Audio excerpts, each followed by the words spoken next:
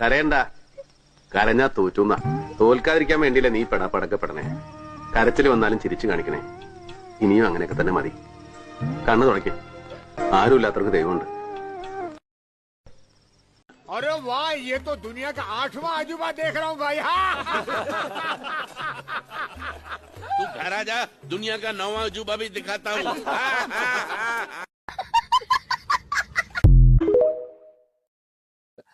ഇപ്പൊ ഞാനൊരു ചോദ്യം ചോദിക്കാം.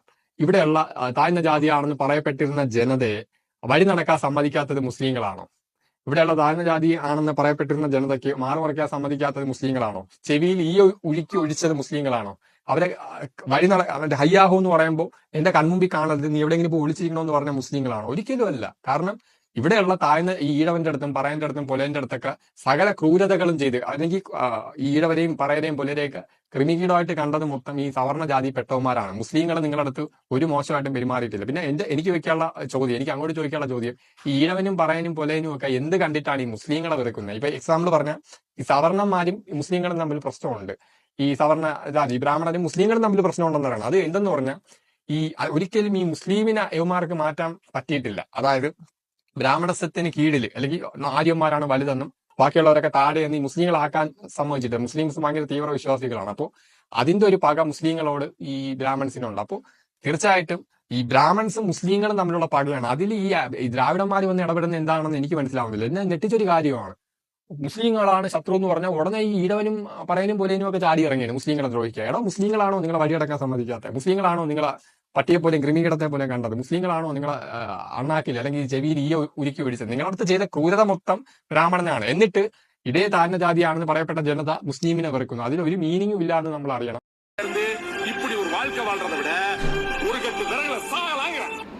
ஒரு முஸ்லிம் கூட இந்தியாவுல இல்ல, ஒரு கிறிஸ்டியன் கூட இந்தியாவுல இல்ல. அப்ப நீயும் நானும் யாரு சொல்லு? இந்துதான். அதுல என்ன சந்தேகம்? மண்ணாங்கட்டி. நம்ம நாட்டுல உண்மையான ஹிந்துன்னு சொல்லிட்டு இருக்கிறவன் யாரு? யாரா அவா? அவங்கள நம்ம தொட முடியுமா? இல்ல அவங்க வீட்டுல தவிச்ச வாங்கி தண்ணி தான் குடிக்க முடியுமா? முடியாதுடா, சத்தியமா முடியாது. அப்போ முஸ்லீமும் கிறிஸ்டியனும் போயிட்டா நீ நானும் ஹிந்து இல்ல. பல்லன் பறையன் சக்கலையன் நாடான் தேவன் இப்படி ஏதாவது ஒரு ஜாதிக்கு சொந்தக்காரனாக்கி பார்ப்பனிய மறுபடியும் நம்மளை அடிமைப்படுத்தி வச்சிரும். அப்புறம் பார்ப்பனியத்துக்கு அடிமையா இருந்து இந்த நாட்டுக்கும் அடிமையா இருந்து இப்படி ஒரு வாழ்க்கை வாழ்றதை விட ஒரு கட்டு விறகுல சாகலாங்க. ஒரு முஸ்லீம் கூட இந்தியாவுல இல்ல, ஒரு கிறிஸ்டியன் கூட இந்தியாவுல இல்ல. அப்ப நீயும் நானும் யாரு சொல்லு? இந்துதான். அதுல என்ன சந்தேகம்? மண்ணாங்கட்டி. நம்ம நாட்டுல உண்மையான ஹிந்துன்னு சொல்லிட்டு இருக்கிறவன் யாரு? யாரா அவா? அவங்கள நம்ம தொட முடியுமா? இல்ல அவங்க வீட்டுல தவிச்ச வாங்கி தண்ணி தான் குடிக்க முடியுமா? முடியாதுடா, சத்தியமா முடியாது. அப்போ முஸ்லீமும் கிறிஸ்டியனும் போயிட்டா நீ நானும் ஹிந்து இல்ல.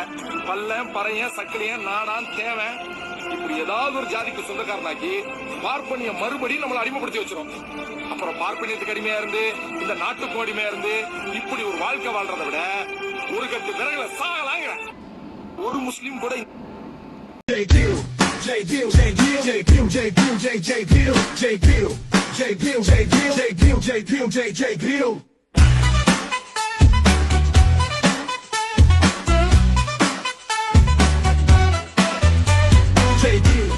നമ്മൾ ആദ്യം മുതൽ അവസാനം വരെ ഇന്ത്യക്കാരാണ്.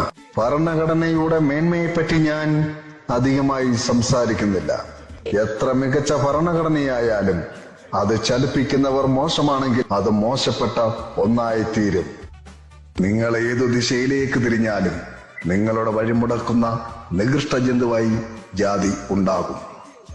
ആ ജീവിയെ കൊല്ലാതെ നിങ്ങൾക്ക് രാഷ്ട്രീയവും സാമ്പത്തികവുമായ പരിഷ്കരണങ്ങൾ സാധ്യമല്ല.